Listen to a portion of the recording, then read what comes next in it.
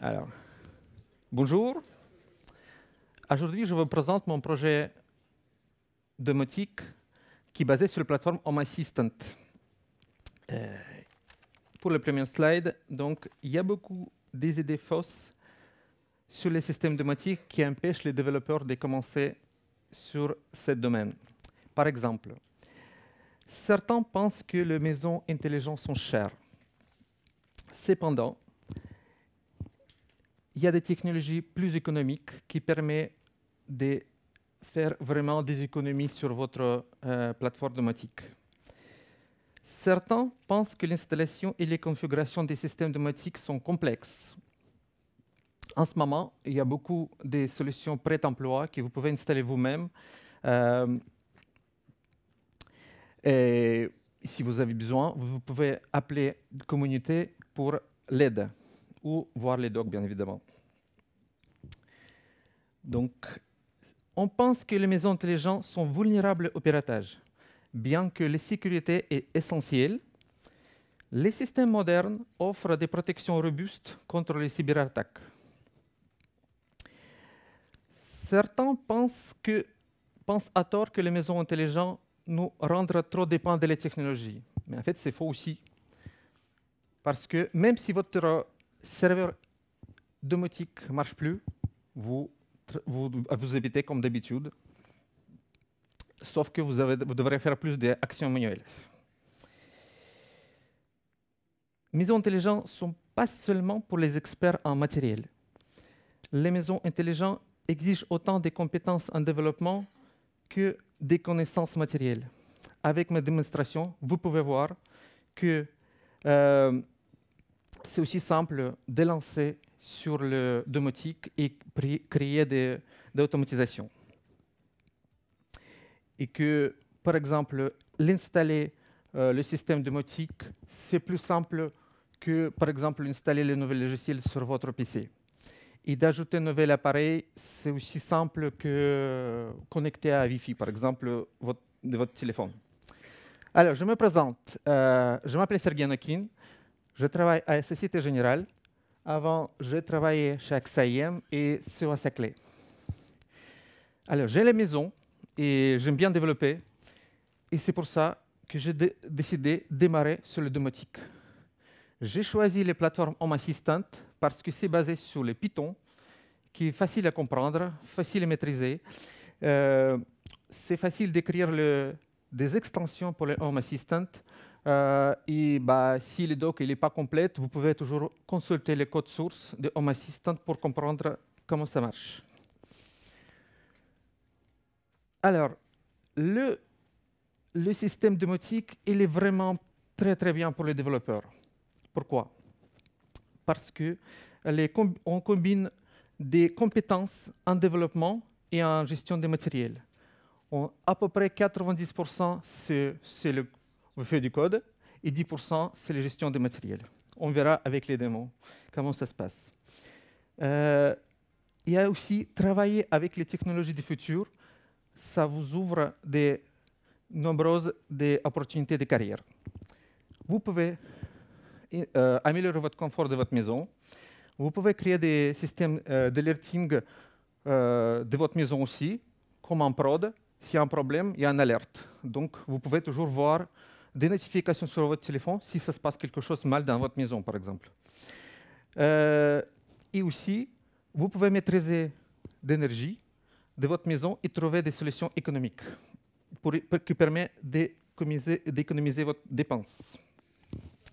Alors, ça, c'est à peu près le dashboard de mon Home Assistant. C'est peut-être un petit peu compliqué. Il y a trop de choses. Par contre, je vous montre quelques scénarios d'automatisation de Home Assistant dans quelques slides. Alors, voilà, les formules pour démarrer sur Home Assistant est simple.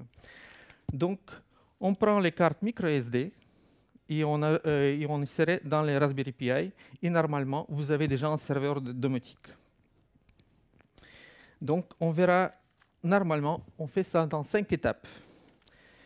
Donc, les premières étapes, il faut écrire l'image de Home Assistant sur micro SD. Et ça, on peut faire avec l'outil standard des Raspberry Pi. Donc, vous insérez les micro SD dans Raspberry Pi. Ça, c'est la deuxième étape. Branchez votre Raspberry Pi aux alimentations. Pour les démarrages et l'installation simple, c'est mieux de connecter un réseau filable.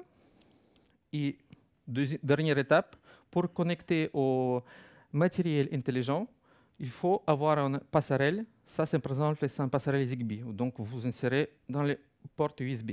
Et voilà, tout est prêt. Voilà, ça, c'est le système domotique qui permet de faire plein de choses.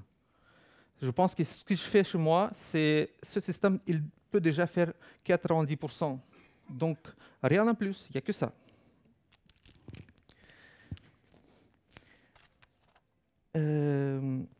Maintenant, peut-être pour les problèmes des matériels, je vais vous faire une petite démonstration. Si je peux ouvrir le navigateur sur cet écran. Alors, comment ça marche pour ajouter nouvel appareil? Donc, je passe aux settings. Je cherche l'intégration. Donc, je clique sur Add nouvelle intégration. Et ici, je clique sur les Add Zigbee Device, par exemple. Et donc, en gros, mon appareil il a un mode pair ou join. Donc, ça veut dire qu'il faut faire les deux. Il faut faire sur cette passerelle, il faut passer un mode join. Et sur votre matériel, il faut faire le même mode.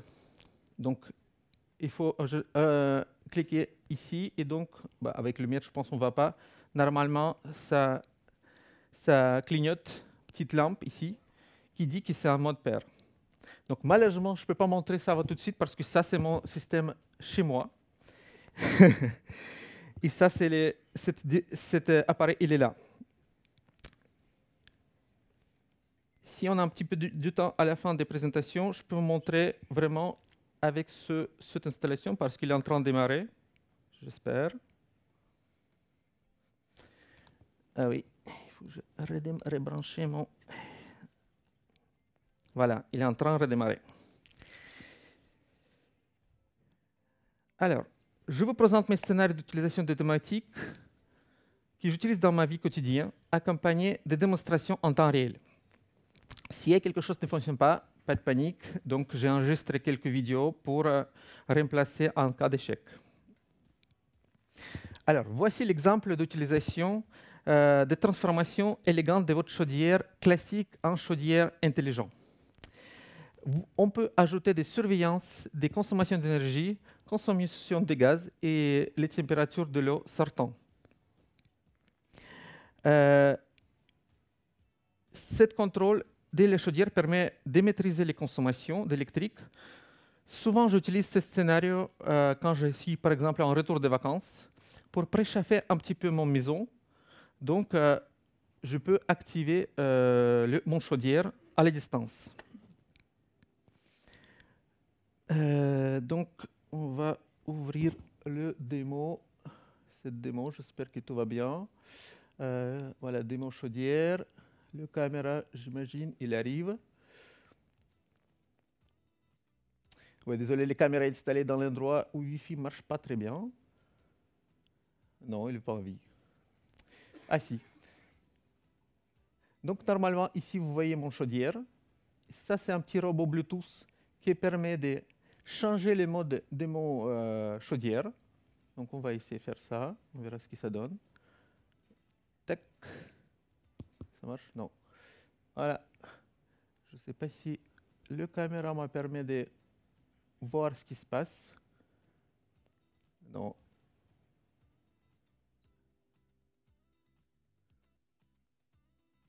Non, désolé. Ouais, il y a un petit effet de mots.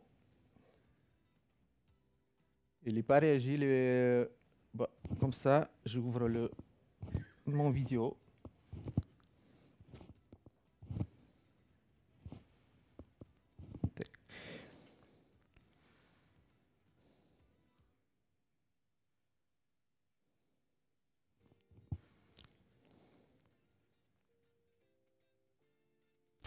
Alors, je déplace le vidéo ici. Oups. Passé où le... Ah non, moi c'est bon. Voilà, donc c'est ce qui se passe ici. Le robot Bluetooth, il est appuyé sur le bouton. Donc vous voyez ici, ça commence de changer les paramètres consommation d'électricité par les pompes. Petit à petit, on peut voir des consommations de gaz et changement de température de l'eau sortante. Donc, on va accélérer un petit peu les vidéos 10 fois parce qu'en totalité, cette vidéo, ça prend 30 minutes. J'accélère un petit peu et comme vous voyez ici, il y a changement des voilà, les courbes qui montrent les consommations de gaz et aussi les courbes qui montrent l'augmentation des températures. Voilà. On revient à notre présentation. Donc, et notre démo, c'est maintenant, je vais vous montrer comment on peut sécuriser votre maison. Dans cette démonstration, je vais vous montrer comment protéger votre maison contre l'inondation. J'ai créé cette automatisation après 2 inondations dans mon garage qui nous ont coûté à peu près 5 000 €. Donc, nous avons décidé d'un petit peu protéger, même si on n'est pas là, même si on est en vacances, on peut être sûr que je peux lancer ma pompe à la distance. Donc, pour ça, il faut bien un détecteur d'eau et un prise intelligent. On active les pompes s'il y a de l'eau. Donc, voilà, deuxième démo en live. J'ai essayé, on verra si ça fonctionne mieux. On entend les caméras. Voilà, vous voyez, c'est mon petite installation en live. Donc ici, vous voyez bien les pompes, le détecteur d'humidité ou de l'eau, en gros, et donc le tuyau qui arrive ici donc, pour remplir cet réservoir. C'est une simulation d'inondation. Donc on commence à remplir l'eau petit à petit. J'espère que tout va bien, il n'y a pas d'inondation. Voilà, on commençait un petit peu l'inondation artificielle. On entend un petit peu. Ça, c'est le détecteur de l'eau. On entend un petit peu.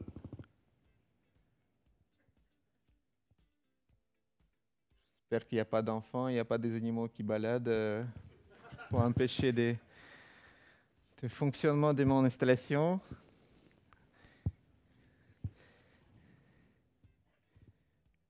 Bon, je pense que c'est déjà pas mal. Mon détecteur, il déjà, voilà, il dit qu'il est humide. Donc, vous voyez. Ouais, malheureusement, il y a un truc imprévu, c'est il pleut il y a 3 heures, donc il est déjà humide depuis longtemps. Donc, on arrête l'eau, on active notre pompe, on va voir ce que ça donne. Hop, j'espère qu'il est... Mon caméra, il va bien. Allez. Et voilà. Il y en a une cassé. C'est bon, on est sauvé. On ne doit pas payer 5 000 €. Voilà, les consommations des pompes, je désactive. Je peux désactiver même les caméras aussi, je n'ai plus besoin. Alors, on revient dans notre présentation. Et maintenant, nous allons faire un peu de développement d'automatisation.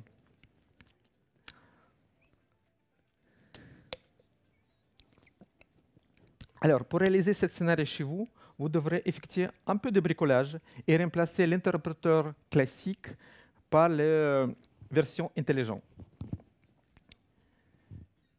Donc, on va écrire un petit code. J'ai essayé quand même de passer un mode copie d'écran. Comme ça, c'est plus simple. Génial. Hop. Alors, ouais, c'est bon. Est-ce que vous voyez le code un petit peu? Oui. Oh, bah, c'est cool. Alors, on ajoute un petit fichier. Donc, à quoi ça ressemble? Donc, on appelle démo test 1, par exemple, YAML. Oups. Ah.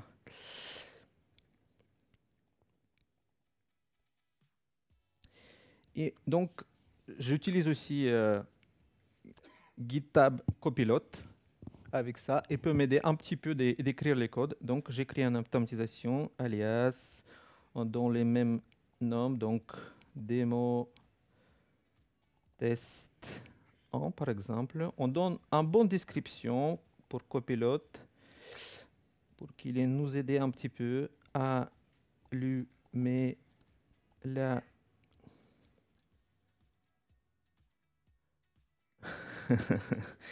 presque, on est presque. C'est pas sûr, pas si lié, mais du garage. Garage, très bien. Un par un. Après ouverture de la porte. Génial. Alors, voilà, déjà, merci Copilot, il propose déjà une solution pour le trigger. Super, sauf que bien sûr que l'ID des appareils, il ne connaît pas.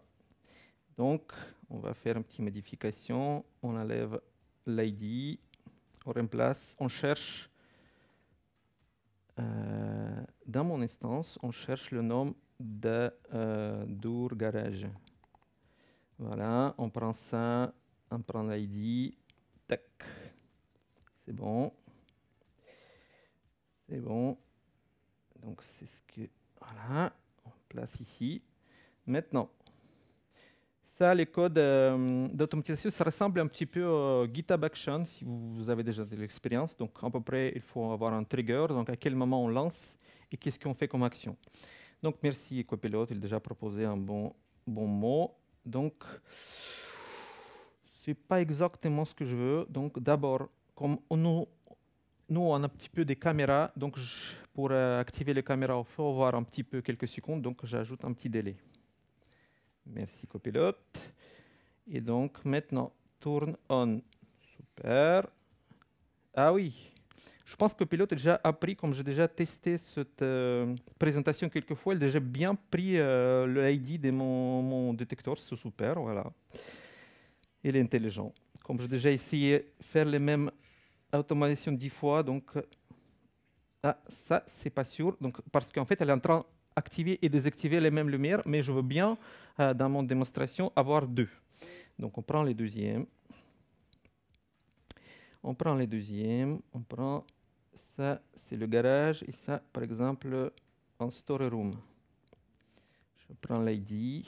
Je reviens. Pas off, on. Génial. Alors, délai. Encore. Super. Maintenant, voilà. Copilot, il pense que je veux encore activer une autre, mais non. Maintenant, c'est fini. Je veux éteindre un par un. Et le storeroom 1, ça n'existait pas. Voilà, super. Maintenant, il est tout compris. Mon logique. Voilà, tout écrit. Voilà, moitié ce qui était fait par les copilotes. Super. Est-ce que c'est clair un petit peu l'automatisation? Oui. Sinon, vous avez toujours des versions que vous pouvez faire avec l'interface graphique. Donc ça, j'écris ici en code en utilisant Visual Studio Code. Vous pouvez toujours utiliser les versions graphiques pour démarrer, ça peut être pas mal. Et vous écrivez en version graphique et après vous pouvez avoir les codes directement.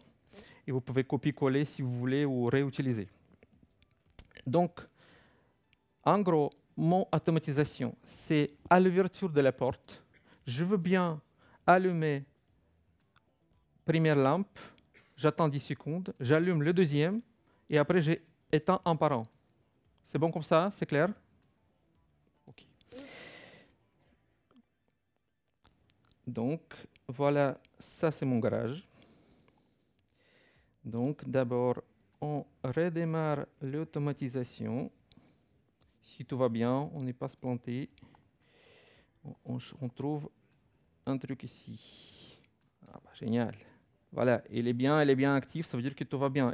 Home Assistant a bien compris mon automatisation. Donc, bah, je ne suis pas là, donc je ne suis pas garage, je ne peux pas ouvrir les portes. Donc, j'allume ça directement, je lance mon automatisation directement ici.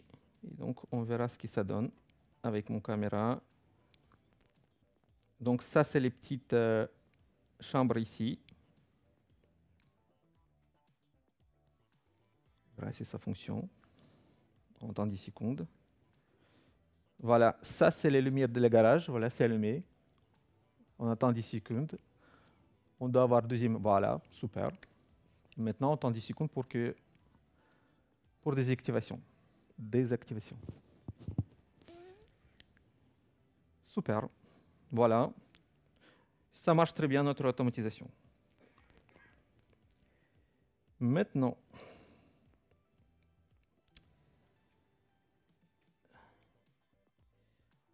je vais switcher à le...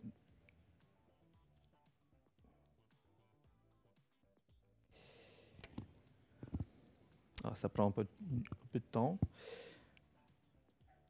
Conserver, super. Ah oui. Normalement, les présentations doivent être là, mais on ne va pas trop.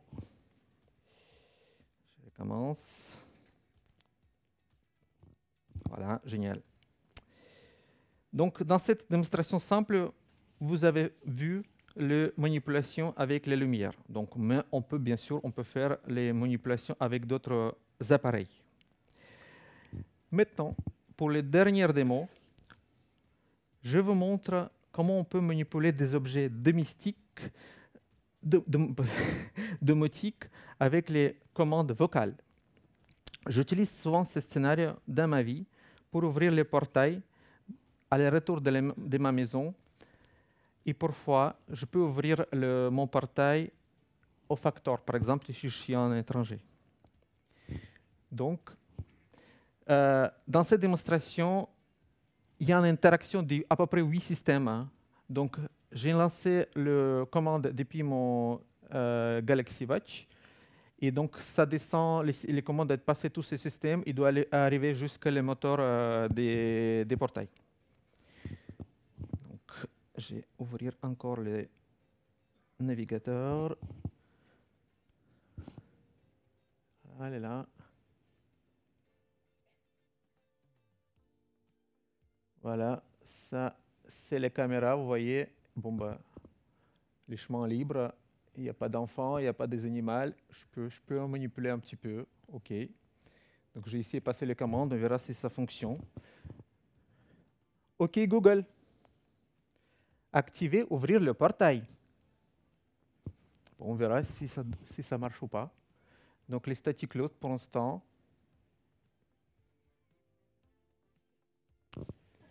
C'est pas tout de suite. Ah, ça y est, open. Voilà, vous voyez, merci. Les commencements. Donc, on va voir ce qui se passe en réalité. Les caméras arrivent. Bon. Je ne peux pas vous montrer en grand, mais bon, on voit bien avec les détecteurs que voilà, c'est statut open. Donc, j'ai un petit détecteur qui montre que les portails sont verts. Voilà, les consommations par le moteur. Voilà, on voit bien quelque chose. Et voilà, bon, maintenant je peux fermer, je pense, les portails. Les caméras sont pas en vie. Bon, OK, bon, je ferme. Je peux réussir à... Voilà. Donc, je pense que ça doit... On peut voir les consommations d'électrique ou pas. Bon, c'est pas grave. Bon, on continue notre démo. Bon, on laisse comme ça. Hein. Je vais fermer ça tout de suite, ne vous inquiétez pas. Alors, après ma présentation, ce qu'il faut apprendre, que les maisons intelligentes, c'est pas cher, c'est facile et, ça prend pas beaucoup de temps pour installer. Comme ça, avec les maisons intelligentes, vous pouvez travailler avec les technologies des futurs dès maintenant. Je vous propose, avec cette démo, de réfléchir comment vous pouvez transformer votre maison pour faire votre maison de rêve. Parce que ça, c'est votre maison, c'est vos règles. Avec les systèmes domotiques, on peut créer des systèmes des alerting, on peut sécuriser votre maison, on peut maîtriser mieux les consommations énergétiques de votre maison et peut-être trouver des solutions pour économiser un petit peu d'énergie. Voilà, merci beaucoup. Je ne sais pas si... Il reste 4 minutes, donc je ne sais pas si vous avez des questions.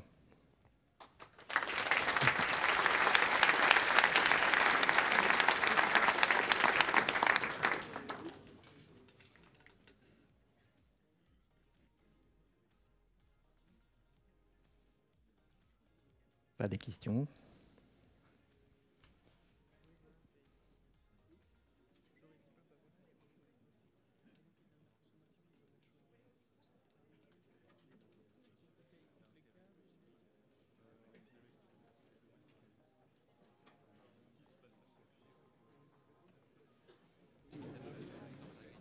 Bonjour. Bonjour, merci pour la présentation. Comment vous accédez à votre interface? Il y a un VPN ou Oui. En fait, au début, on peut juste installer votre système et connecter depuis votre maison. Donc, c'est le système local. Après, bien sûr, on peut connecter par HTTPS. Mais au final, je suis arrivé à la solution avec les VPN. Donc, avec Home Assistant, il y a un plugin qui s'appelle Tailscale, je crois que c'est connu. Vous installez les add-ons sur Home Assistant et sur votre téléphone. C'est vraiment, ça prend 10 minutes pour configurer parce que c'est avec votre compte Google que vous pouvez configurer. Vous ajoutez votre appareil et donc, franchement, configurer VPN, ça prend 10 minutes avec Home Assistant actuellement. Et comme ça, vous êtes sécurisé, vous n'avez pas besoin d'ouvrir tous les ports sur votre router.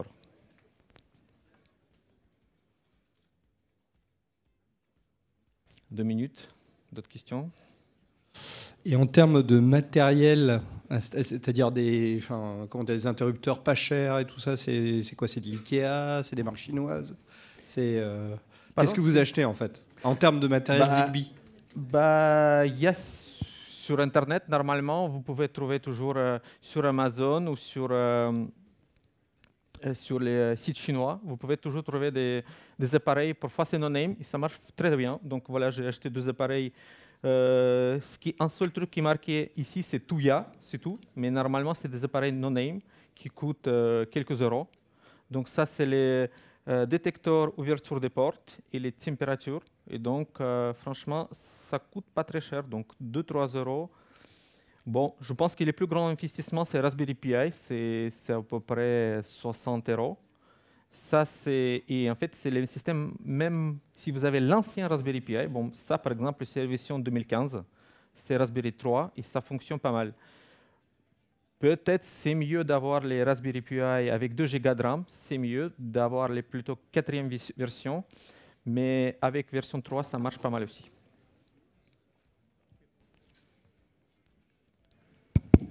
Moi, j'ai une dernière question, juste sur la fiabilité tout à l'heure, notamment par rapport à l'exemple de la porte ou de la pompe qui s'est arrêtée, heureusement. Mais ça ne vous pose pas de soucis sur la sécurité? Par exemple, j'ai accès à votre caméra, j'ai accès à votre éclairage, à votre pompe, parce que j'ai pas vu beaucoup de sécurité. Je vois que vous vous amusez, mais il y a beaucoup de sécurité derrière, je pense. Ouais, voilà, c'est une très bonne question. Oui, il n'y a pas de système idéal, il n'y a pas de système qu'on ne peut pas hacker. Donc, bien sûr, on peut toujours avoir accès aux caméras. Il faut juste un petit peu regarder ce sujet sur les caméras. Donc, par exemple, pour les caméras, le DD base, il ne faut pas laisser l'utilisateur par défaut, le password par défaut. C'est déjà, vous évitez 90% des hacking. Donc, après, un petit peu, il faut regarder, renseigner un petit peu ce qu'on peut faire, comment on peut améliorer les sécurités de votre plateforme domotique. Actuellement, j'ai décidé d'installer VPN. C'est plus simple, c'est facile à configurer. Comme ça, vous êtes tout seul qui accède à votre caméra qu'avec votre plugin Tailscale. Et donc, bien sûr qu'il n'y a pas de système idéal, mais quand même, avec les VPN, avec ces VPN, avec les minimums sécurité qu'il faut faire, par exemple, utiliser HTTPS, c'est déjà pas mal. Pour l'instant, je n'ai pas vu des cas, je n'ai pas attendu quelqu'un qui était hacké Home Assistant. Donc, il faut juste. Donc, ça, c'est votre choix. Est-ce que vous voulez plus de sécurité, plus de fonctionnalité? On peut voir les deux. Ça, c'est vraiment les passe-temps que vous pouvez passer sur ces sujets ou ces sujets. Je pense, oui, on est dépassé. Merci beaucoup.